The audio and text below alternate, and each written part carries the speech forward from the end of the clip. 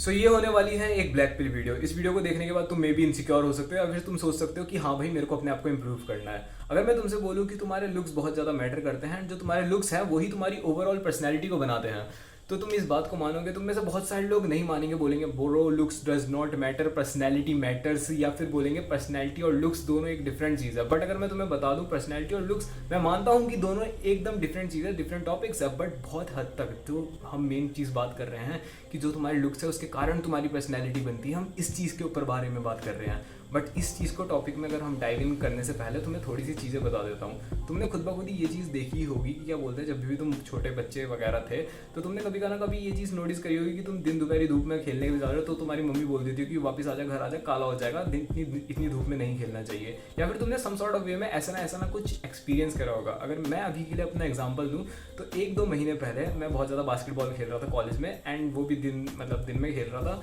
1-2 बजे के करीबन। ठीक है, उसके कारण मैं बहुत ज़्यादा टैन हो चुका था, एंड जो लाइक मैं ये टैन हो गया था, so I am like a quite fair type of guy. तो जैसे ही मैं अपने एक रिलेटिव के घर जाता हूँ, वो मेरे को देखते ही साल बोलते हैं, अरे ये आदित्य ने अपना हाल क्या कर लिया है, ये इतना ज़्यादा मतलब गोरा था एंड ये काला कैसे होकर आ गया, इसके फटाफट मुंह में कुछ ना कुछ लगाओ, भयंकर मुल्तानी मिट्टी ये सब, जिससे कि ये सही हो जाए। बट फॉर एग्जाम्पल मुझे इस चीज़ की कोई टेंशन नहीं थी, क्योंकि मुझे पता है टैनिंग है, आज है कल मिट जाएगी अगर मैं धूप में नहीं जाऊँगा।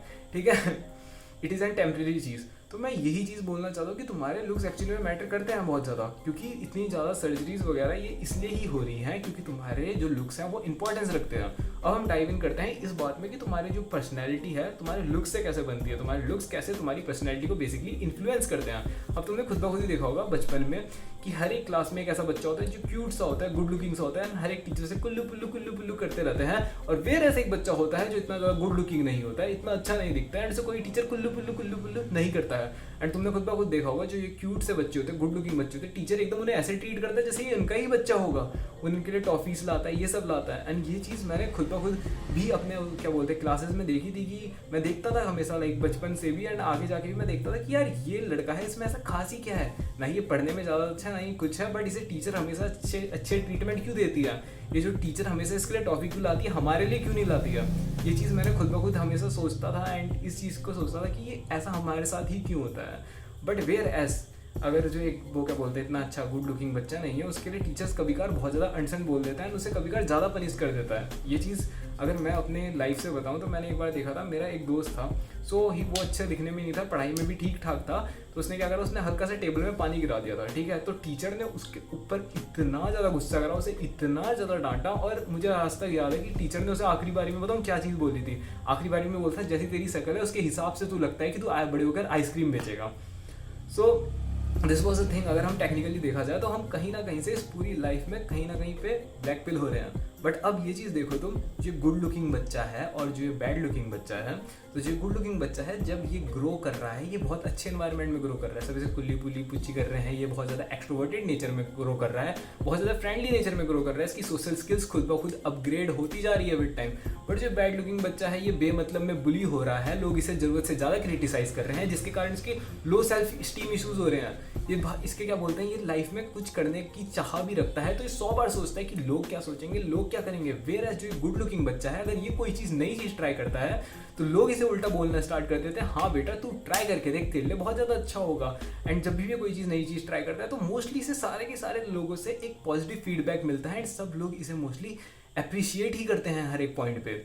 एंड जो ये बैड लुकिंग बच्चा है, इसके पास लो सेल्फ स्टीम ही इतना हो जाता है, इसकी सोशल एंग्जाइटी ही से इतनी होने लग जाती है, क्योंकि इसे हमेशा बचपन से एकदम अच्छी तरीके से ट्रीट नहीं करा गया था, उसके कारण ये कुछ बोल ही नहीं पाता है। अब क्या होता है, दोनों के दोनों बड़े हो जाते हैं, जो गुड लुकिंग होता है और जो बैड लुकिंग होता है। अब ये जब जॉब के लिए जाते हैं, जो ये गुड लुकिंग बंदा होता है ये आराम से अच्छी तरीके से बात कर सकता है, क्योंकि इसकी सोशल स्किल अच्छी थी, एंड इसके हायर होने के चांसेस अच्छे हो जाते हैं, एंड खासकर इसके प्रमोशन भी अच्छे हो जाते हैं, क्योंकि इसे बचपन से अच्छा ट्रीटमेंट मिला था, इसे अच्छी तरीके से बात करना आया था, एंड इसके अंदर गूदा होता है किसी से भी कुछ भी बोलने का।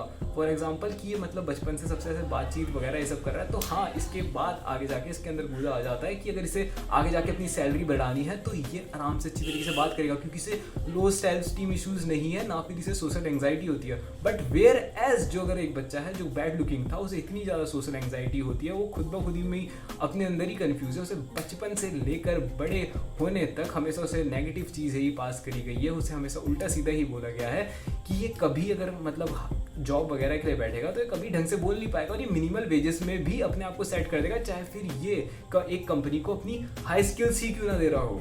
So this is the thing here. अब तुम्हें पता चला कैसे खाली लुक्स ने तुम्हारी ओवरऑल पर्सनैलिटी को बना दिया। अब तुम इस ब्रूटल रियलिटी को मानो या ना मानो, but the thing is looks do shape your personality.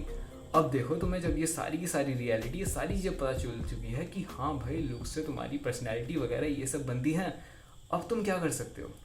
There is only one thing, तुम अपने आप को इम्प्रूव कर सकते हो। तुम देख सकते हो कि हाँ मैं किस पार्ट में इम्प्रूव करूँ। तुम अपने फेस को इम्प्रूव कर सकते हो, तुम अपने लुक्स को इम्प्रूव कर सकते हो, तुम अपने फिजिक को इम्प्रूव कर सकते हो, तुम अपनी पर्सनैलिटी, सोशल स्किल्स को इम्प्रूव कर सकते हो। मैं मानता हूँ कि कोई लोग होते हैं जिन्हें पहले से अच्छी सोशल स्किल्स मिल गई है बिकॉज ऑफ देयर लुक्स। मानता हूँ कि हाँ कुछ लोग होते हैं जिनके लुक्स के कारण ही जिनकी अच्छी पर्सनैलिटी बन जाती है, जिन्हें सोशल स्किल्स बन जाती है, जिन्हें इन चीज़ पे इम्प्रूव करने की खुद ब खुद कोई कहीं से ज़रूरत नहीं पड़ती है। But the thing is her एक की लाइफ अलग होती है। मैं मानता हूँ लोगों के पास अनफेयर एडवांटेज होते हैं। कोई इंसान होता है जिसके पास इतना अच्छा जेनेटिक एडवांटेज है कि वो पहले दिन ही जिम जाके भयंकर 100 kg की डेडलिफ्ट मार रहा है, और दूसरा इंसान है जो पूरा का पूरा 1 साल लगा दे रहा है एंड उसकी 100 kg की डेडलिफ्ट में पहुंच रहा है। बट द थिंग इज, अब तुम इस पॉइंट पे पर्टिकुलरली कर क्या सकते हो? There is one thing only that you can improve. And देखो, यह है तुम्हारी लाइफ। अब इस लाइफ की जो तुम्हें आगे की स्क्रिप्ट लिखनी है, तुम्हें इस लाइफ को जिस वे में चलाना है, वो तुम्हारे हाथों में डिपेंड करता है, तुम्हारी चॉइसेस पे डिपेंड करता है। या तो तुम इस पूरी लाइफ को कोप करने में निकाल दो, या फिर इस लाइफ को इम्प्रूव करने में निकाल दो। चॉइस तुम्हारे पास है, तुम्हें किस वे में जाना है। That was it for today's video. And अगर तुम्हें मेरे से पर्सनली बात करनी है, check the first link in the description. मिलते हैं अगली वीडियो में, तब तक के लिए बाय।